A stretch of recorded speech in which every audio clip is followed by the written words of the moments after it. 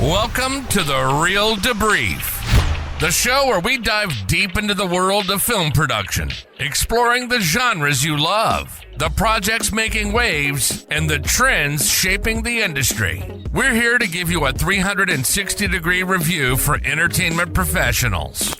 So grab your popcorn and get ready for some expert insights. And, well, the occasional bed joke from Talen. It's The Real Debrief. Now your hosts, Talen and Lisa. Hey everyone, welcome back to the show. I'm Talen, and as always, I'm here with Lisa. Hey Talen, hey everyone. So, what are we diving into today? I'm gonna tell you, today's episode is going to be a lot of fun because we're talking about one of the most original and mind-bending shows to hit HBO in a while, Fantasmas. Written and directed by Julio Torres. Torres is known for his surreal, whimsical, and often, melancholy take on life. And this new show is no exception. In Fantasmas, he weaves together humor, absurdity, and deeper social commentary. It's like nothing you've seen on TV before.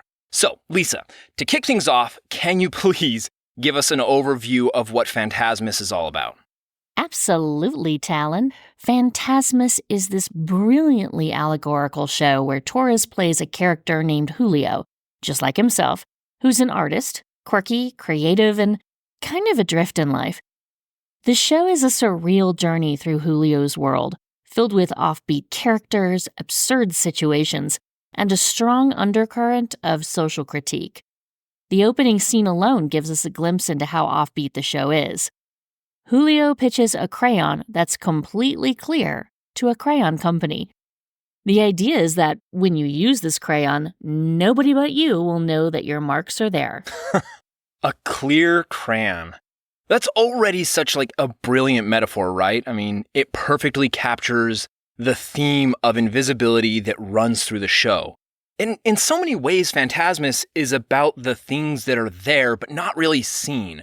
Whether that's Julio's life as an artist, the absurdities of capitalism, or the idea of self-identity in a world that doesn't quite notice you. Exactly. The clear crayon is almost a symbolic key to the entire show. It's about Julio's sense of being invisible, not fully seen by society, and the crayon represents that feeling of putting something out into the world but not being recognized for it. The company executive he pitches this idea to finds it interesting, but suggests that he should drop the S from Fantasmas, because after all, it's just one crayon. Even in this small exchange, you can see how Torres layers meaning into every interaction. Yeah, and that interaction really sets the tone for the rest of the show. It's quirky, funny, but also a little bit melancholic, which is classic to Julio Torres. He's always been able to create these surreal scenarios that make you laugh while simultaneously reflecting a deeper issue like identity, capitalism, and the struggles of being an artist. Totally. Torres has a very specific style, and we see it throughout his career, whether it's in Los Espookies, which he co-created and starred in, or his comedy special, My Favorite Shapes. He has this way of mixing the mundane with the surreal. Everything he makes is rooted in reality, but he filters it through this odd, vibrant, and often absurd lens. In Fantasmas, that's exactly what we get. A version of New York that's recognizable, but also totally bizarre. For example, Julio has an app on his phone called Chester, which is a queer alternative to the big rideshare platforms. But Chester is not a company. It's just one guy named Chester, who drives around the city talking nonstop and making people late. Yeah, I love that detail. It's so Torres. I mean, he takes something we all recognize, rideshare apps, and turns it into something absurd. I mean, it's funny, but it also feels like he's saying something about our need for connection in this increasingly digital and impersonal world. Chester is this flamboyant, loud character who fills the space with his personality.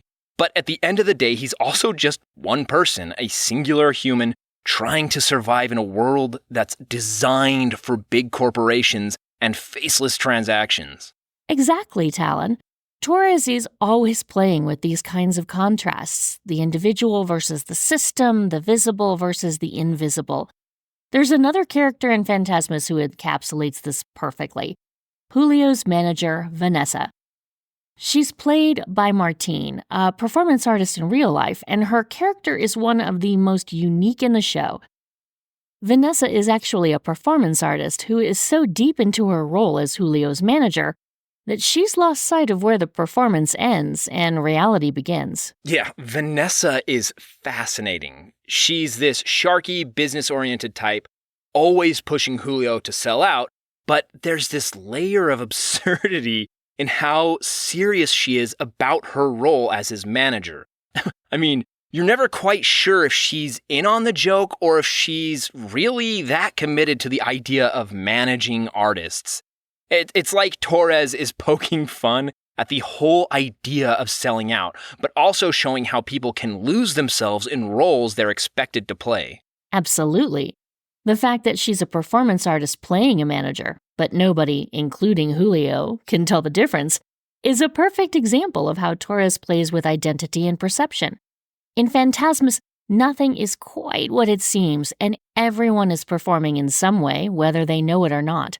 This theme of blurring reality and performance runs throughout the show, and it ties into the broader idea of how we navigate a world that often forces us to compromise who we really are. That's such a good point, Lisa. And it leads us to one of the most central themes in Fantasmas, the economic realities of being an artist.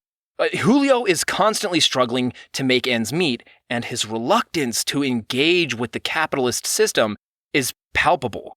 I mean, at one point we learn that he's refusing to get something called proof of existence, which is essentially a form of ID that everyone has, but Julio is hesitant to get one. I mean, he has this almost inarticulate aversion to handing over his existence to some kind of bureaucratic system. Yes, this is such an important aspect of the show. Julio's refusal to get the ID is symbolic of his resistance to being part of a system that doesn't recognize or value him as an artist. The proof of existence is this bureaucratic formality that almost everyone else accepts without question. But for Julio, it represents the larger issue of how the economy and society force people to conform in ways that feel deeply alienating. Right. And the stakes are high for Julio. He's facing eviction, he's ignored his landlord's notices, and he's clearly struggling, but instead of focusing on those immediate concerns, he becomes obsessed with a small brown mark on his face that he fears might be malignant.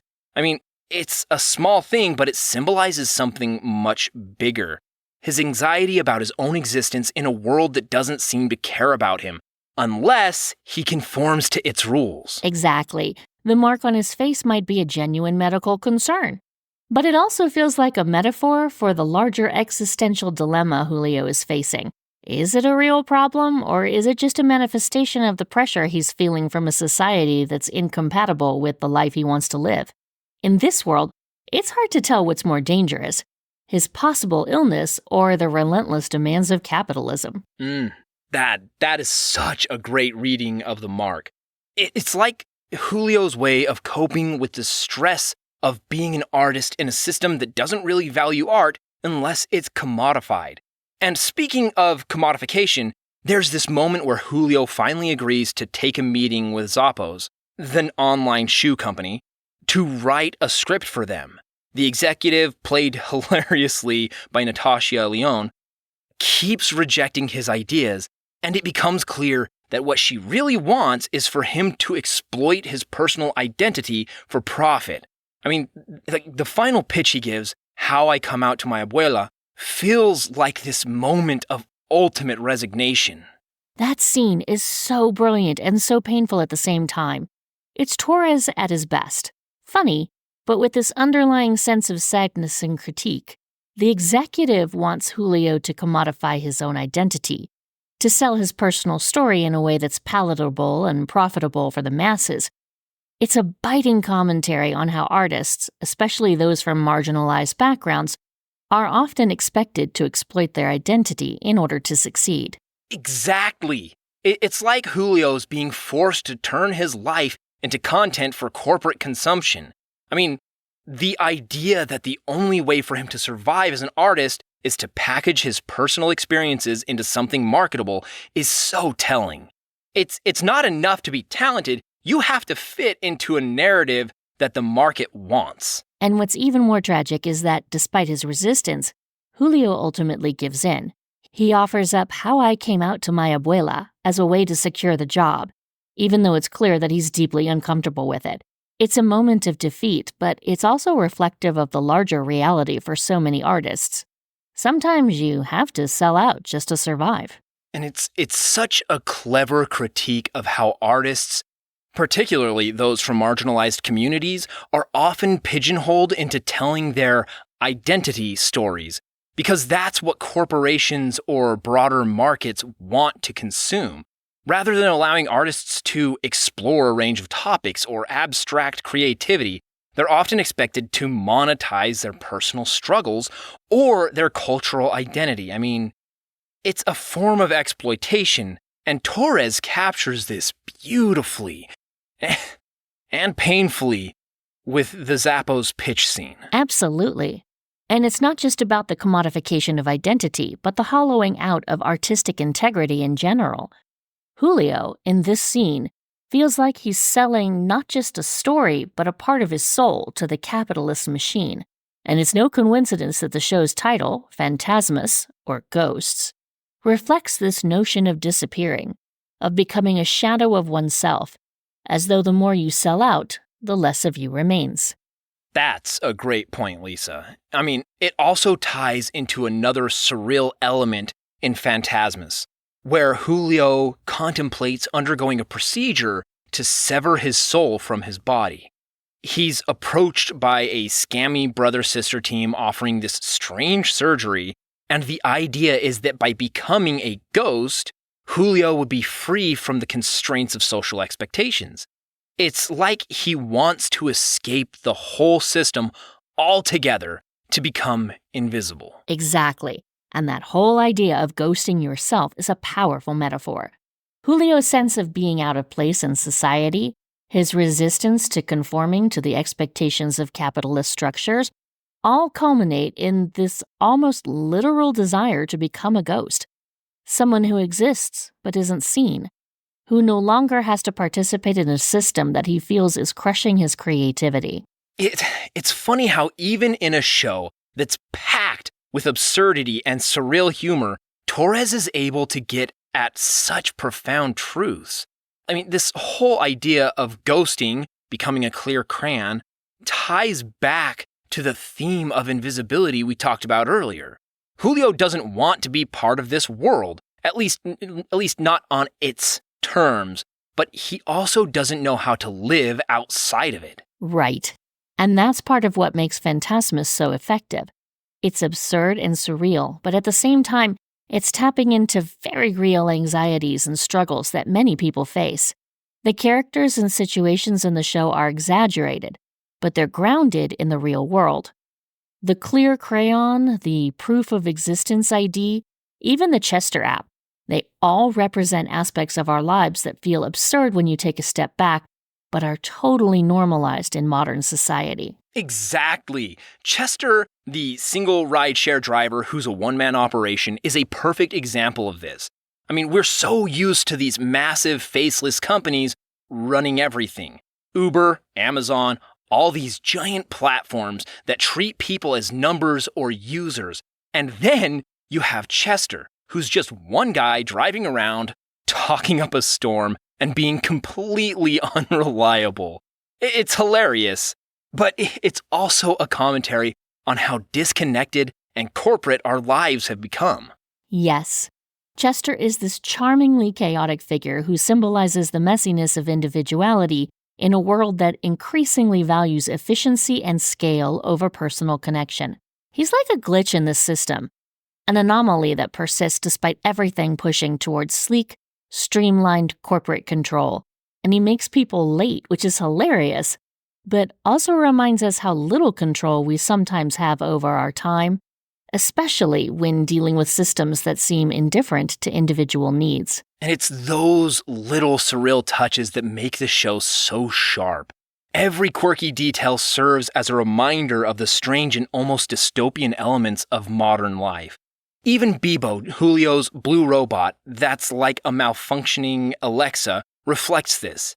Bebo is supposed to be an assistant, but he's really terrible at it. Instead, he dreams of being an actor, another reflection of the show's theme of misalignment between people's, or robots, desires and the roles they're expected to play in society. Bebo is so funny because he's terrible at being useful in the way we expect an Alexa or Siri to be.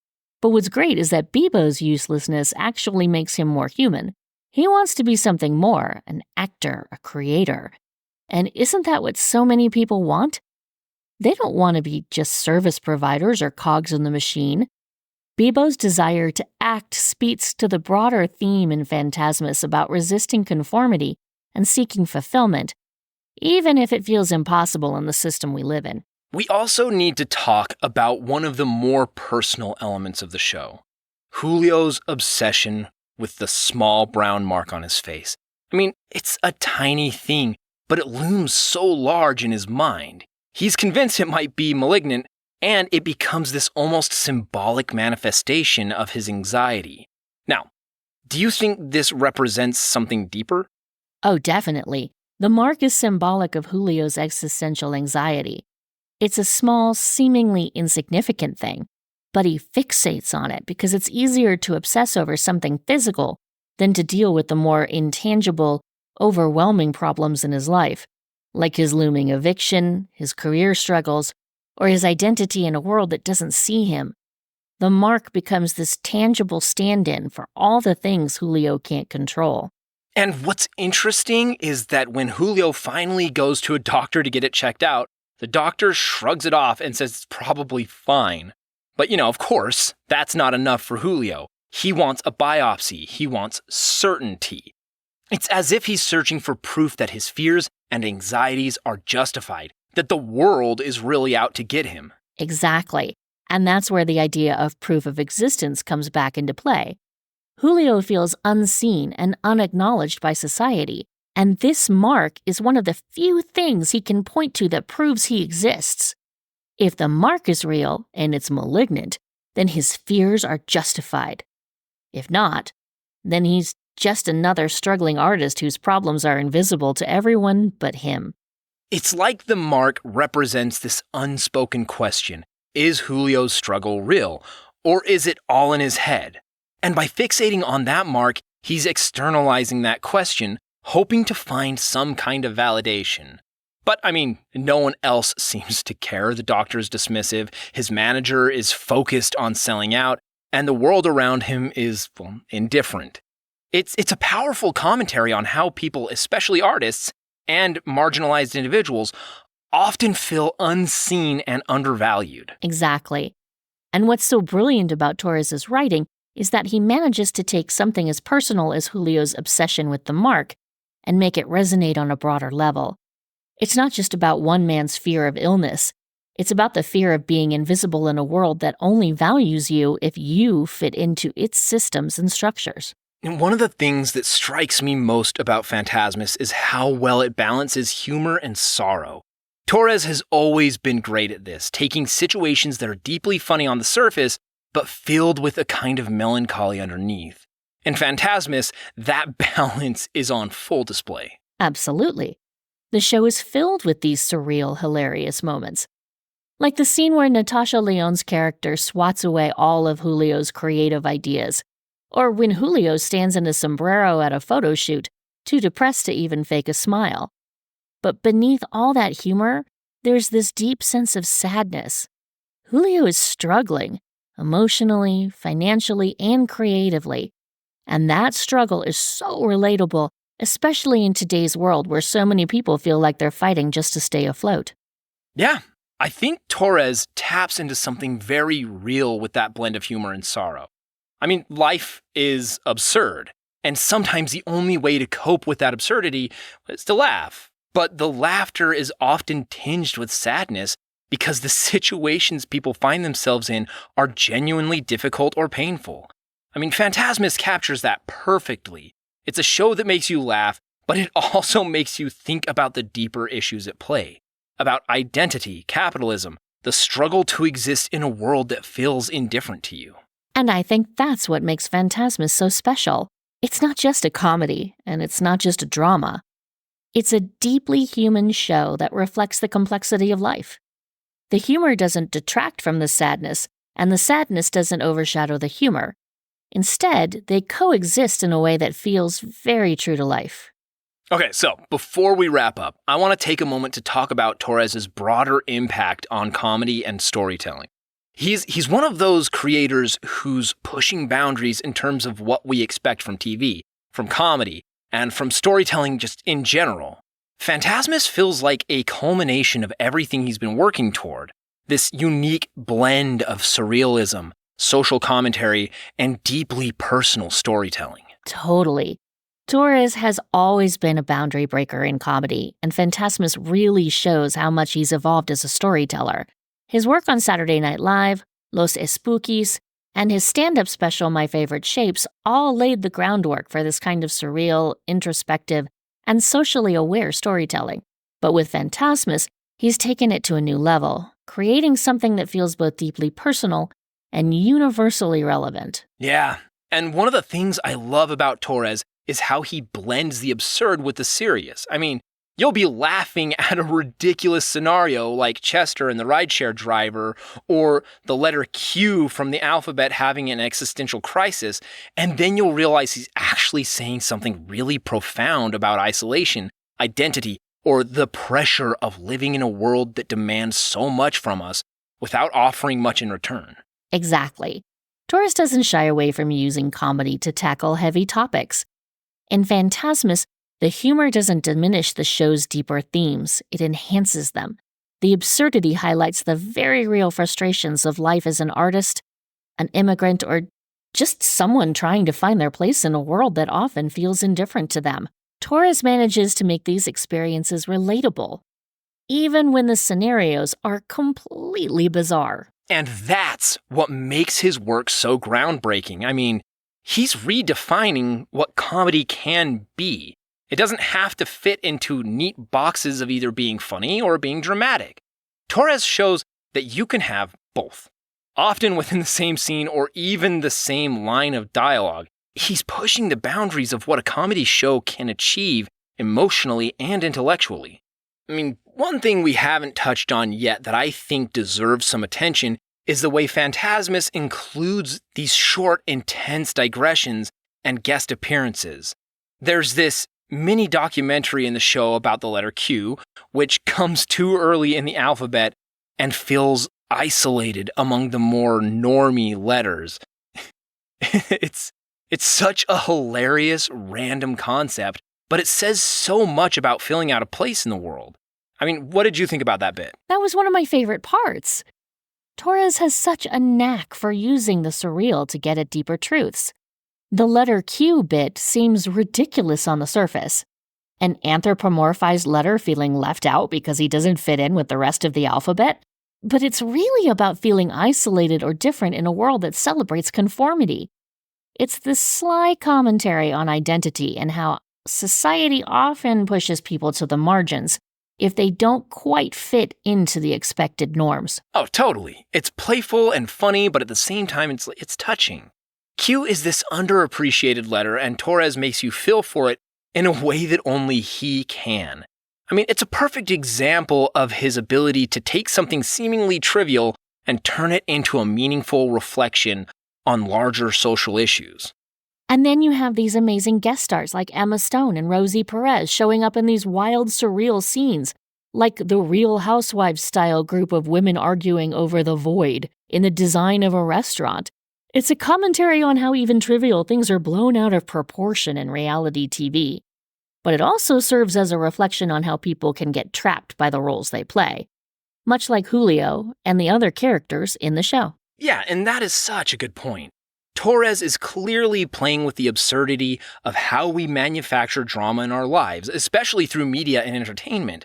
But he's also showing how those manufactured roles can take over people's lives. I mean, it's another way in which he's blurring the line between reality and performance. Much like with Vanessa's character, everything is performative, whether it's the literal performance of a reality TV star or the more subtle performance of navigating modern life. Exactly. In Fantasmas, Torres is constantly exploring how we perform our identities in a world that doesn't give us the space to be our true selves. Whether it's through social expectations, media portrayals, or even economic necessity, everyone is putting on some kind of performance, and Torres is inviting us to question what's real and what's just a role we've been forced to play. All right, so as we come to the end of this discussion, I think it's worth considering the overarching message of Fantasmas. What do you think Torres is ultimately saying with this show?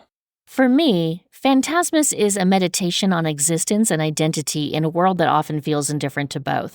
Julio's journey, his resistance to getting proof of existence, his obsession with the mark on his face, and his desire to maintain his artistic integrity all point to this struggle of trying to carve out a space for oneself in a world that constantly demands conformity. Torres is saying that existing, really existing, on your own terms is hard, especially when you're up against a system that's designed to flatten individuality. Yeah, I completely agree. And I think that's why the show resonates so deeply, especially with those who feel like they don't quite fit into the traditional molds that society often tries to impose. Fantasmas is about trying to find your place in the world that asks you to compromise who you are just to survive, whether as an artist or an immigrant or even just a person trying to navigate modern life. Julio's reluctance to get that proof of existence reflects the deeper tension of wanting to live authentically while constantly being asked to prove your worth through systems that don't really care about you. Right. It's a reflection on how exhausting and alienating it can be to live in a world where your value is determined by bureaucracy, capitalism, and society's narrow definitions of success. Julio's refusal to conform, his need to stay true to his artistic vision, is an act of rebellion. But it's also a source of constant struggle because the world doesn't reward that kind of authenticity. Exactly. The show makes it clear that there's a cost to resisting the system. I mean, Julio is constantly battling financial instability, the threat of eviction, and social pressures to sell out. He's trying to hold on to his identity and creativity. But it's a tough fight. The fact that he's being asked to commodify his personal story, to package his identity for corporate profit, it's one of the most poignant critiques in the show. And that's what makes Fantasmas so relevant right now. We live in a time where so many people, especially those in marginalized communities, are expected to package their experiences and identities in ways that are consumable for the mainstream. It's not enough to just exist or create. You have to turn your life into a product. Torres is calling that out, but he's doing it in such a clever, subtle way through humor and absurdity, rather than overt political messaging. That's what I love about Torres. He doesn't hit you over the head with his messages, but it's always there, woven into the humor and the surrealism and the deeply human moments. Fantasmas is both a critique of modern life and a reflection of the personal toll of trying to remain true to oneself in a world that values conformity and commodification. So we're almost out of time, and before we wrap things up, I think it's worth taking a moment to talk about the broader impact Julio Torres is having on comedy and storytelling. He's really carving out a unique space in the world of entertainment, blending surrealism with sharp social commentary in a way that feels fresh and exciting. Oh, absolutely. Torres is a trailblazer in so many ways.